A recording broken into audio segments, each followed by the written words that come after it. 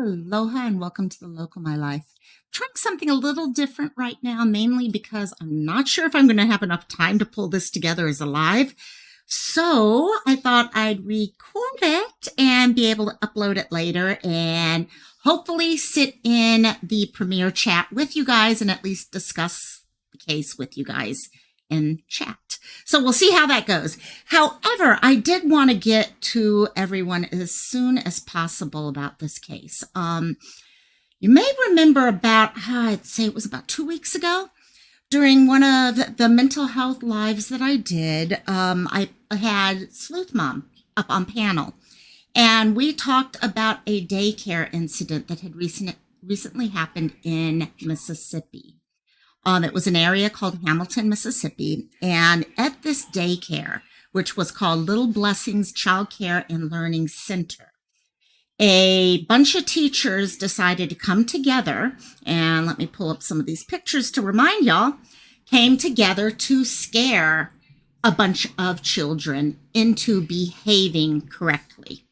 So we talked about it during the mental health live about childhood fears and all, but it was a case that really upset many of us here. These were not older children. These were 2-year-olds and 3-year-olds who were being basically, at times felt like they were being stalked in their classroom by this teacher. So, and it wasn't, unfortunately, just one teacher. It was multiple people. You had the person in the mask. You had a person who was filming. You had other teachers that were seen or heard in the background. So it was definitely a coordinated scare tactic that they had done on these children. And while we were talking more on the mental health side of it, it was something that upset many people. So I've been trying to keep an eye on this case because the last I had heard, the police and the prosecuting attorney was going to follow up on the case and see if there were any potential charges. Well, as of this week, late this week, within the last 48, 72 hours, there have been charges. So I wanted to come to you, explain those charges, what's going on with the case, give you some updates as to what's going on, because there have been apologies online. There have been family members speaking out. There's been a lot of things going on in this case, which happened in a small, very tiny, unincorporated part of Mississippi. The town of Hamilton is actually only 560 people. Guys, how many of us went to a high school that had more people in it than that? So when something at this level happens in these places, it affects everyone. Everyone knows someone who was hurt by this or part of this or both. And so small town life is a different animal of its own. But when something like this happens, it changes completely. So as many of us saw, the lady in question here had put on the scream mask and was going around from at least 2 classrooms that we saw in the video. If you want to see the video or discussion on it, please go to my previous video from my mental health discussions. I will make sure to tag that in both the comment section and the description. So you can please go to one of those and you can see the video for yourself.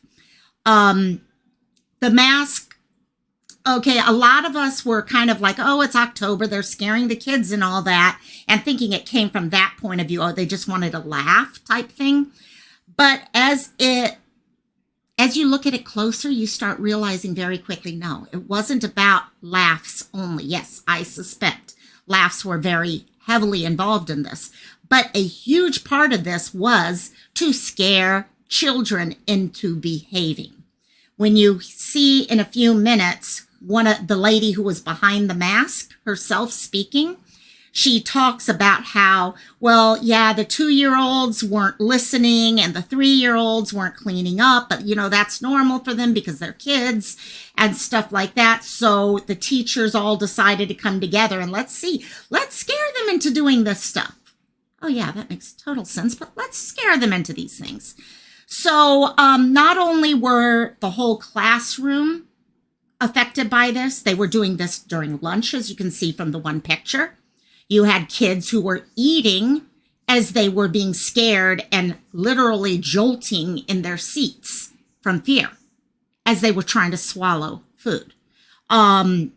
But then even further than that, you had a teacher saying, oh, no, so-and-so's good, Sally's good, or Mary's good. Or, oh, no, you got to go after Catherine. Catherine's been misbehaving.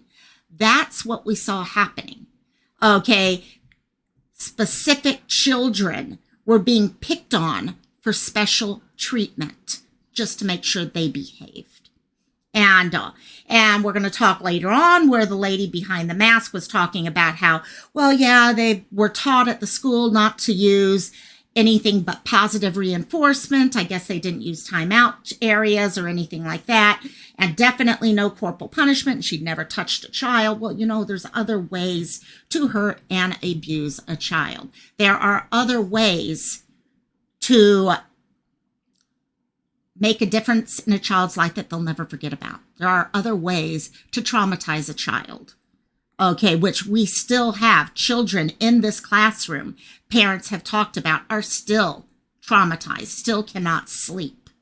And so investigation, they started doing, as we said initially, as soon as the videos came out, okay, for those of you who did not see the original videos, one of the classroom teachers decided in her eyes, well, I've tried to report things before. No one ever does anything about misbehavior or anything like that. So I decided to videotape it and throw the videotape on YouTube, not YouTube, Facebook. And that was her whole idea. She's like, oh, I'm not at fault for anything like that because of that. Well, she saw it twice happen. She videotaped. Nothing was reported to the police or anything like that. It was just thrown out as a viral video. And the question came, where exactly did she fall with that? Or was that an excuse? And that's something that I think the police had to look at. The police had to look at what were the thoughts behind the video. Okay, did anyone report this other than just to throw a video on the internet? And for the looks of it, no one reported it. Basically, everyone found out about it through the internet. So that brought in a lot of concerns, even in our group when we were talking about, well, you have mandated reporters, things like this. Why aren't they reporting things? Okay, when they see a child being mistreated, okay, abuse does not have to be taking your hand and slapping a child, okay, with a closed fist or something like that. There's many other types of abuse. There's many other types of trauma that need to be reported. It's not up to you as the teacher or the nurse or the CNA or the whatever it is, whatever your field is, okay, it's not up to you to do the investigation into things. Your job is to report and let someone else take the investigation over. Well, someone did take the investigation over in this case. You had people from you had prosecuting attorney, you had sheriff's department jumping in, doing investigation. And their investigation ended up with 4 people being charged with 3 counts of felony child abuse and 1 person with misdemeanor charges. So here we go. These were the 4 people who were brought up on felony child abuse counts. So 2 of them, okay, have a bond of $20,000. Sierra McCandless, who's 21, and Oceana Kilburn, who's 28. One of those 2 is the person who was behind the mask. I'm getting different stories. People are using the name Oceana as the one, Cece as the one behind the mask. However, when I look at the apology video, it looks to me like it's someone else, so I'm not sure. But it was definitely one of those 2 were the people behind the masks. And then 2 other people have a $15,000 bond, and that's 28-year-old Misty Cheyenne Mills and the recorder of the video. The woman, Jennifer Newman, 25-year-old, who recorded the videos and posted them to Facebook. All 4 of these people have been charged with 3 counts of felony child abuse and have been arrested. It is now up to the court system to follow through and see what happens. There's a lot of thoughts behind this, which we'll kind of go into, as to will they be able to get a guilty verdict on these types of things? Does it qualify at that level? I have watched 1 or 2 other videos saying, I don't know if it really qualifies at that level. Did they over do it? Should have been a lesser charge type thing. You know what? One of the greatest comments I heard when I was watching videos about this is whether or not they overcharged or not, they use this mask to scare these children into behaving. You know what? They're being scared now into them behaving. Our actions do have repercussions. Okay, whether it is they are found guilty of felony child abuse, or if it turns out they plead out something else later on down the road as part of an overall idea going on here, they traumatize these children. Okay, they didn't tell anyone what was going on. Okay, they didn't put a stop to it. Not one of them sat up and said, hey, this is wrong, guys. Stop it now. Okay, there's one other person who is involved in this case who was brought up, put on a misdemeanor charge, 2 charges actually, misdemeanor, failure to report abuse by a mandatory reporter, and simple assault against a minor. So that person, 44-year-old Tracy Hudson, there is no bond, as misdemeanors do not require a bond. However, she is the 5th person in this picture right now. The school itself also fired at least 4 people. I don't know if all 5 of them were, but 4 people were definitely, fired and let go due to this.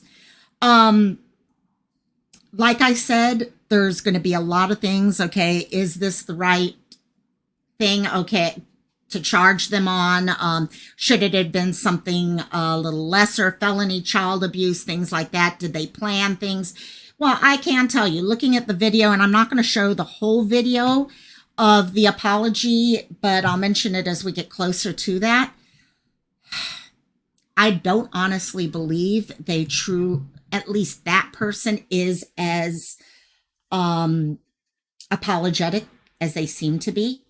Because the first half of the video is very apologetic, tears, all that stuff. Then the second one, it goes into a lot more of, well, but this and but that. And, oh, everyone, hey, the person who did the video is just all those other things, rather than just taking responsibility for her actions and all. So, Cece herself, Cece is the one, that's her nickname, what she was called by everyone.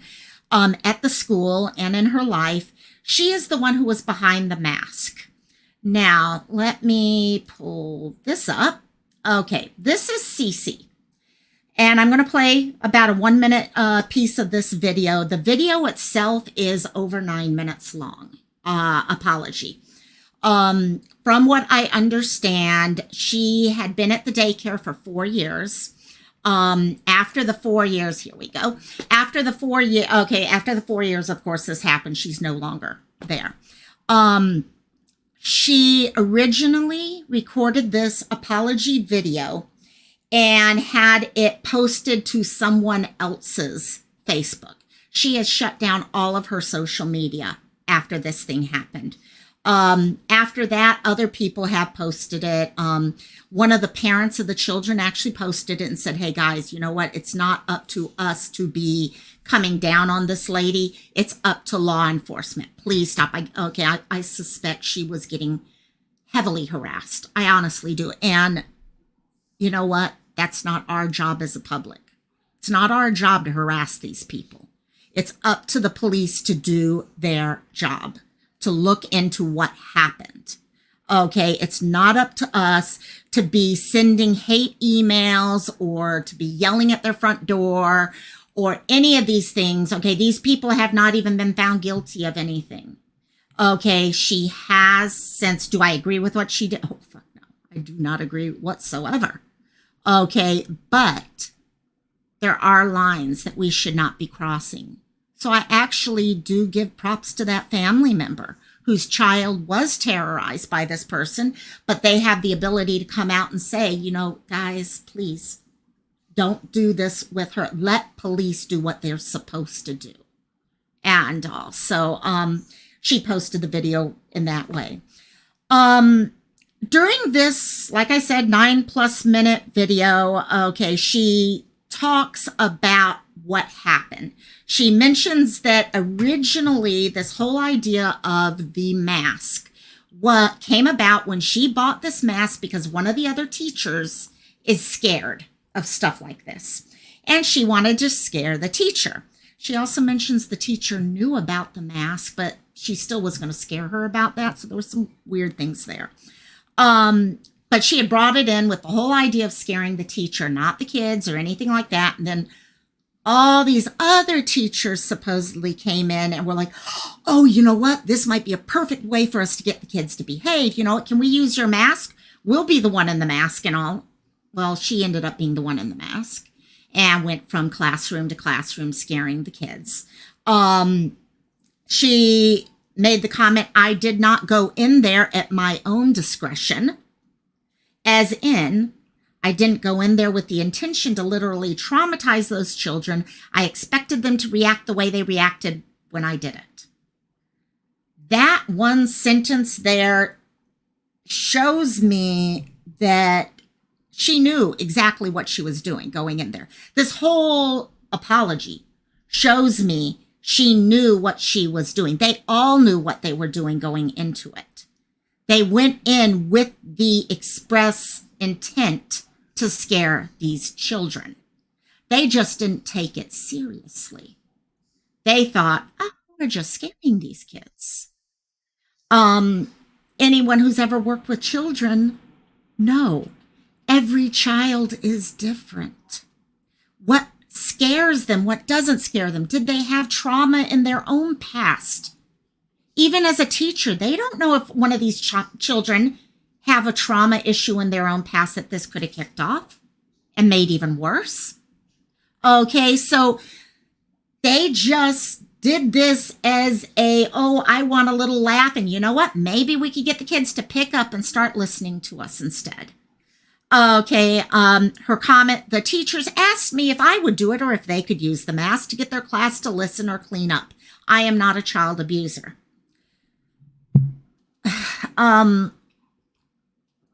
Okay. I don't think she thinks she's a child abuser. I don't think any of them did. Okay. I think we live in a society now that a lot of people go and act before they think.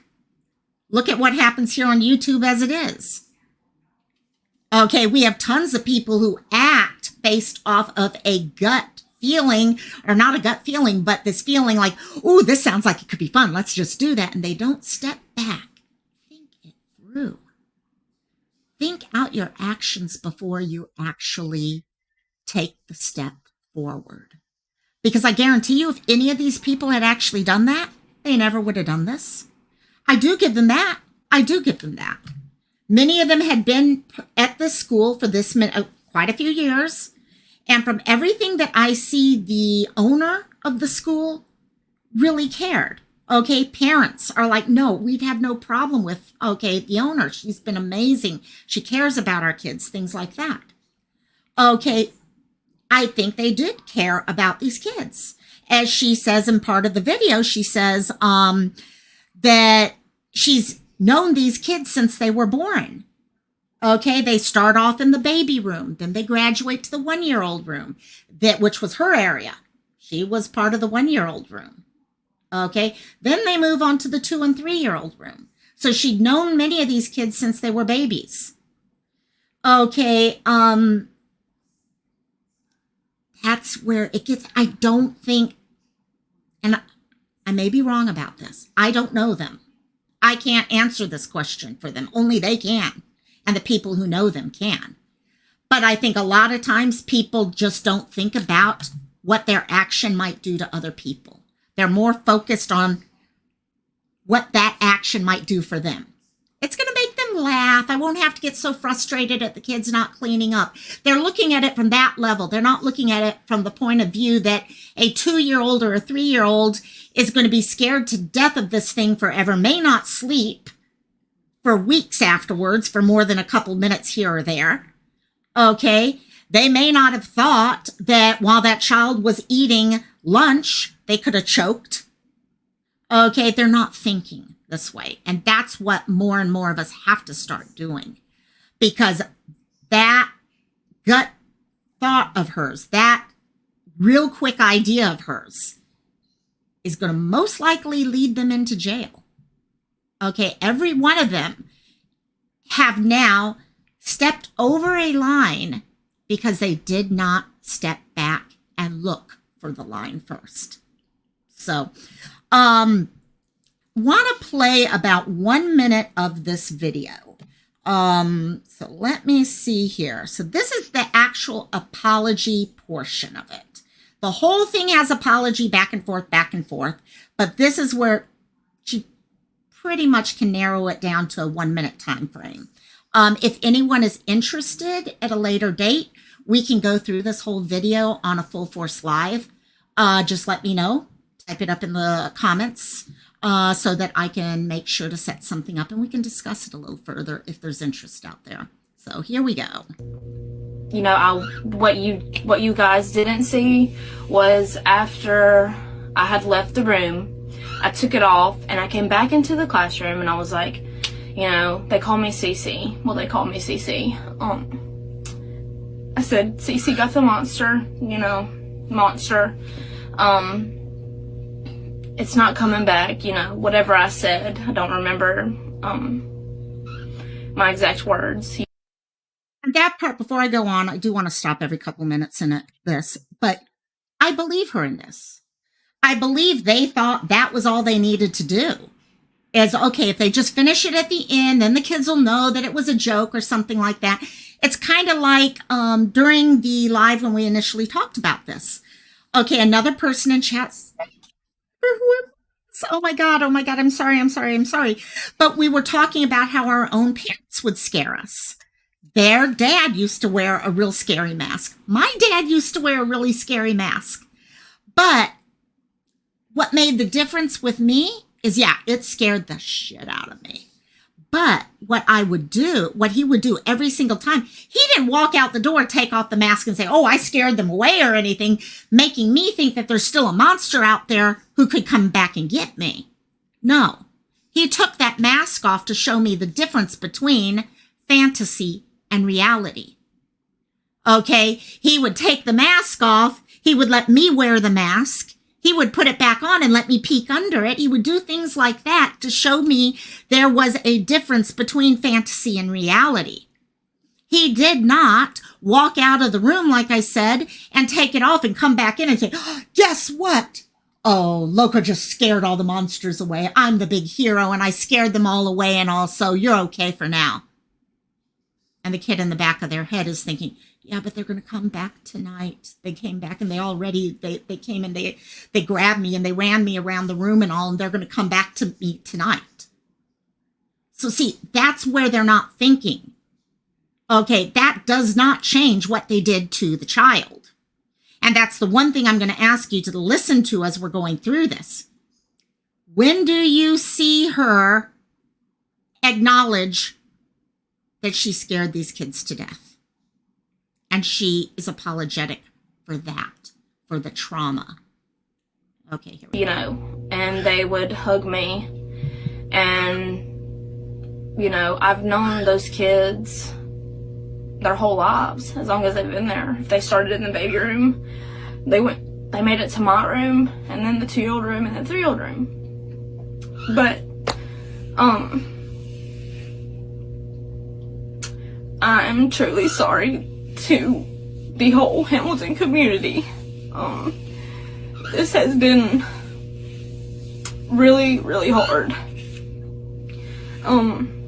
It wasn't meant to harm anybody, and it wasn't ill-intentioned.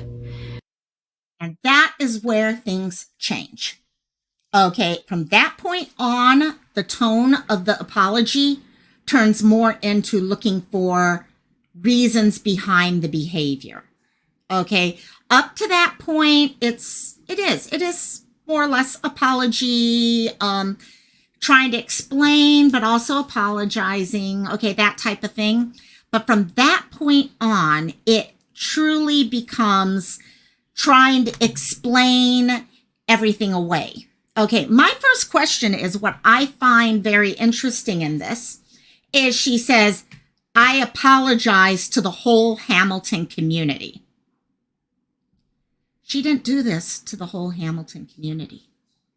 They are not the ones who deserve the apology. They're not the ones owed the apology.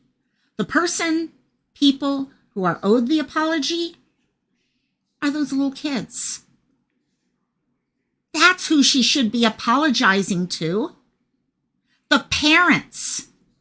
I don't know if I even recall her mentioning parents in this. The parents who are going to be up all night long because the child won't sleep. She's talking to the community, not to the people. The apology is more, my gut feeling on this is the apology is more to cover herself, and because she knows she has to apologize. So who do I apologize? What did I do wrong? What did I do wrong? Oh, I'll apologize to everyone. Well, the only thing that happened to the community is their town made viral news. That's all that really happened to the community. Okay, she continues going on explaining how they aren't, like I mentioned earlier, they are only allowed to use positive reinforcement. They can't put time out. They can't do corporal punishment. And she even goes as far as saying, I've never laid a hand on these children. Again, like I said, it's not only laying a hand on a child. There's the mental side, the emotional side. All of that emotional abuse can last so much longer. Bruises heal. It's the emotional side connected to all those things. Even in physical abuse, the bruises and bones and stuff like that heal. It's the feelings of abandonment, the feelings of, okay, oh my gosh, why is dad hitting me? Okay, why is mom, locking me in my room? Things like the emotional side lasts. And it lasts for decades. You never get completely over it. These kids, I guarantee you, at least one of them is going to be talking about this story when they're in their 20s or 30s. Every year in Halloween, they're going to bring this up as the reason why they can't go into a haunted house or they don't like to celebrate Halloween or something like that. I almost guarantee you that. She does address knowing it was wrong. Okay. She said, everyone knew about it. Everyone knew we were going to do it. Okay. The only one who didn't know was the owner. And she knew if the owner knew about this, she would be in trouble. She knew, and she said, if the owner had known I was doing this, I knew I would be pulled in for a talk, and she would be very upset with me. So they knew what they were doing was wrong. Okay, another thing with this whole idea that they all knew, and that's where I suspect the abuse side comes in. They knew that, sorry, one of the puppies is whining behind me or something. And they knew what they were going to go do with these children was wrong, that they could get in trouble. Okay, that I don't know, maybe they could have gotten a suspension. Maybe they could have been reported, whatever it was. Okay, they knew it was wrong. I find that different from what the other girl who did the recording said. Okay, Jennifer Newman, who said, oh, well, you know what? Nothing would have been done about it. And also that's why I went and recorded it. And I posted it up onto Facebook and all because I knew no one would do anything about it. And my response always was, well, that's fine. If no one was going to do anything about it at the level of ownership, management or ownership, you have a mandated responsibility to report it higher. Okay, and that's where she not only failed, I suspect through this investigation, they discovered other stuff also. And plus, how can you be against something? And this is something actually that Cece here said. Okay, the one in the apology. She actually pointed out the person who did do the recording of it, okay, to Jennifer, and said, how can you be so against something in 1 minute and yet in the other minute you're laughing up a storm about it?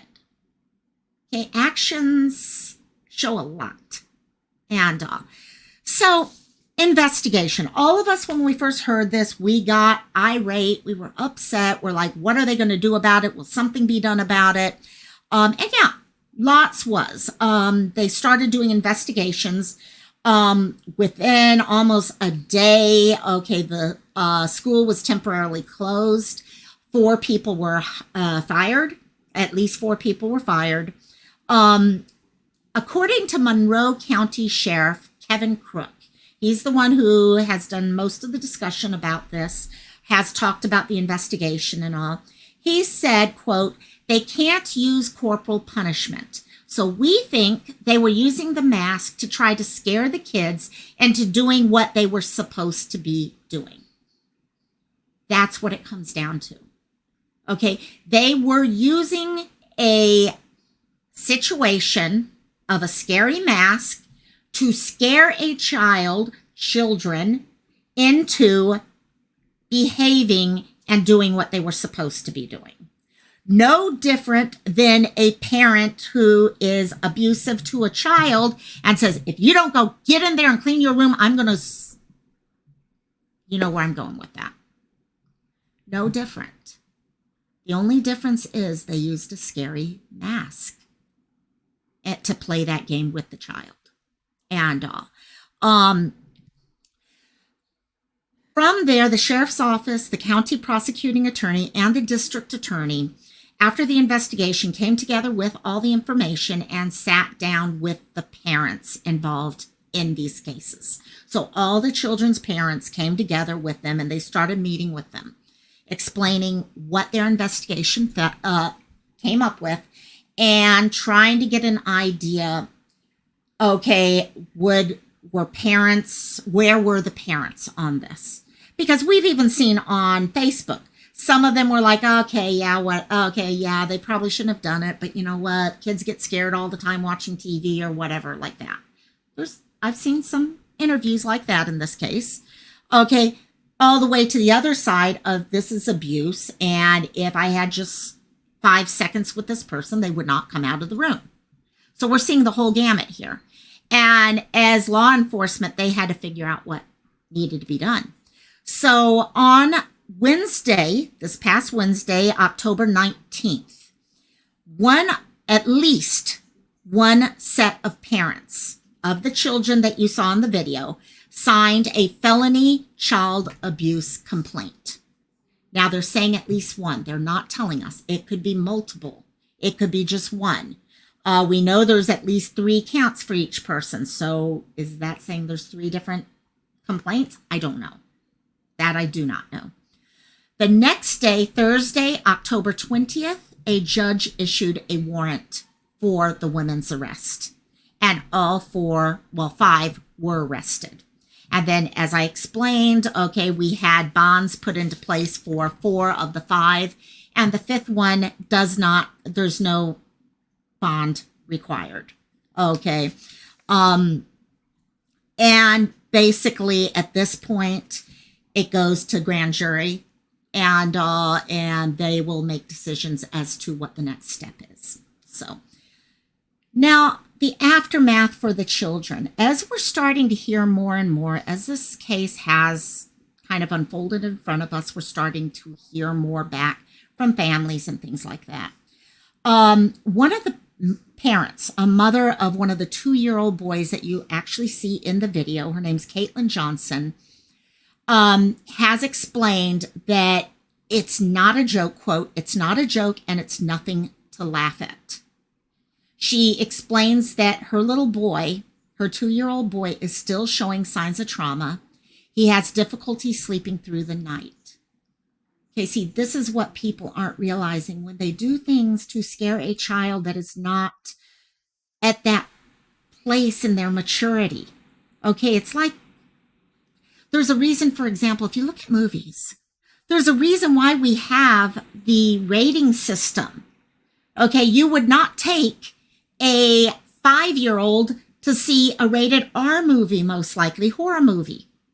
Okay, we have these things in place because we as just humans know, okay, a 2-year-old's psyche and ability to understand things is different from a 12-year-old's. Okay, so this child is having to figure all this out. Like I said earlier, he could be still scared to death that that scream mask is going to come get him in the middle of the night when his mom and dad or no one else is there. Okay, he may have lost trust because he saw all these other teachers while he was being scared out of his mind. He saw other teachers standing there with their camera, just video. Oh, isn't this funny? Okay, if you think about that, you got a 2-year-old looking up and what they're seeing is this. Break. That stays in their head. That stays there for them. Sheriff Kevin Crook went further on about how it does affect the community also. He said, "It's just a shame it happened, and this is where we're at. Hopefully people will learn from it." And I hope that too, because there are lessons from this. Okay, I don't know why we would need these lessons because you would think they're common sense, but I guess they're not common sense. And he goes on saying it can tear a community apart. Everybody who was a part of it knew each other in some shape or form. Remember, this is a town of 560 people. Everyone knows everyone. Half of them are probably related. No, I'm going too far on that, but a lot of them are probably related to each other. You got families upon families around. That's okay. You stay in the area that you grew up in. Okay. It's a lot of emotions to deal with, and our job as law enforcement is to cut through those emotions, find the facts, and present those facts. I love that last sentence. It's something I think we could use here on YouTube. Okay. A lot of times when we're looking at cases, we let our emotions get in there with us. We say, no, it's a want for the facts. It's a want to find out the truth and all that. But most of the time, if you really look for why you have to keep pushing on a certain case, okay, or you can't accept this or you can't accept that, you'll realize you have become emotionally involved in everything. So in this case, he's reminding us, law enforcement's job is to find the facts, not the emotions, but the facts. And that's what they did. The daycare itself, I did do a little research into this, and the daycare is closed right now. On October 6th, right after all this happened, the Mississippi Department of Health issued an emergency suspension of license pending investigation. This is what I kind of tried to mention during the last live when we discussed this. Department of Health, Department of Human Services, whatever, however the state is set up, have systems in place to report things like this. Okay, it's not the facility's job to do the investigation. Okay, it's the facility's job to report what's happening so that the right people can do an unbiased investigation. And that's what this was all. This was step one of that. We shut it down to make sure no further behaviors happened while we do investigation. Now, I suspect this has really affected the community because a small place like this, from what I understand, this may be the only facility like this in town. So you have a lot of family members with children that aren't getting daycare right now, and they're having to stay home. So it's probably had an economic effect on many, many people. Also, the owner, Sheila Sanders, she has been the owner of this facility, of Little Blessings Childcare, for over 20 years. Well, for around 20 years. She's been there. The community really seems to be behind her. The community, the families really seem to be like, no, she's good. If she had known this, she would have been mad. It's not the picture of what everyone was being told earlier that, oh, they wouldn't do anything about it type idea. They really believe that she had their kids' best interest at heart. Kimberly Smith, who was one of the parents of one of the children again, said, I know 100% that Miss Sheila, the owner and director, was not aware of this situation that was going on. And as soon as she found out, all parties were terminated immediately. Okay. So this is one of the, this isn't just a community member. This is the parent of one of the children. Okay. And you know what? To some degree, she's being affected also now because her facility, not only does it provide care to all these children and allow parents to go to work, but this is probably her sole source of income. And it has been closed now since October 6th until this investigation is over and the Department of Health has time to review everything and say, okay, we're comfortable with where we are now. Let's let them reopen. License is reopened. She has not been arrested. She has not had anything like that. So October 6th, today is October 23rd. All those weeks. That's what, 2 weeks? October 6th, 2.5 weeks that this facility has not been able to be open. So what's the next step? I did mention it's the grand jury. So for those of you who don't know how grand juries work, all of the investigation that was done by the sheriff's department, all of the complaints that were signed by family members, everything will be pulled together. A grand jury will be convened and they will review all of the investigation. And they will decide at that point, is there enough, is there sufficient evidence to be able to formally indict the 4 on felony charges? Okay. As for the other one, the one with the misdemeanor, different situation with that one and all, but for the felony charges, that's where they're going to be going to at that point. So as we hear more, if there's interest, I will definitely keep letting you guys know what's going on in that case. I do have to say, I'm very impressed with law enforcement in this case. Like I said, I don't personally know. Did they overcharge them? Did they charge them perfectly? Is there scare tactics involved in that charging? Is it their hope that they'll just kind of agree to other stuff just to get this over with, whatever it is? There's a lot of potentials out there in that case. But long story short, 4 different people have had 3 felonies for child abuse brought up against them now. And they are either in jail or have bonded out on a $15,000 or $20,000 bail. So I will definitely keep you guys in the loop. I'm definitely happy about what's coming of this, and hopefully maybe this has started some discussions. Know what's going on in your child care situation. As we talked the other day, talk to them about, are there video cameras? What are their systems in place? I used to tell people that, in long-term care. Talk to the facilities. Ask them, what are your procedures if someone reports this?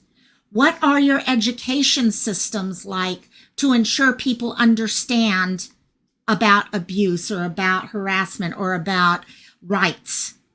Okay, a child's rights, seniors' rights, whatever they are.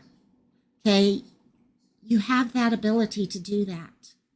Okay, your child, especially in this situation, your child is the most precious gift a human being can be given, other than their life.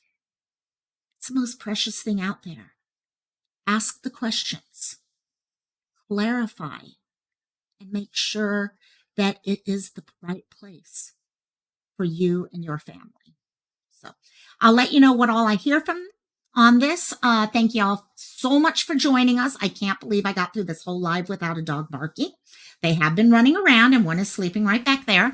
And also, but thank you all so much for joining us. Please join me tomorrow, Monday, for Missing Mondays. And in fact, I got to go look and try to figure out who we want to talk about tomorrow. And just open up their story to some more people so we can help hopefully bring someone home or get in touch with the right person. So thank y'all so much. Aloha, mahalo, love y'all. Bye bye.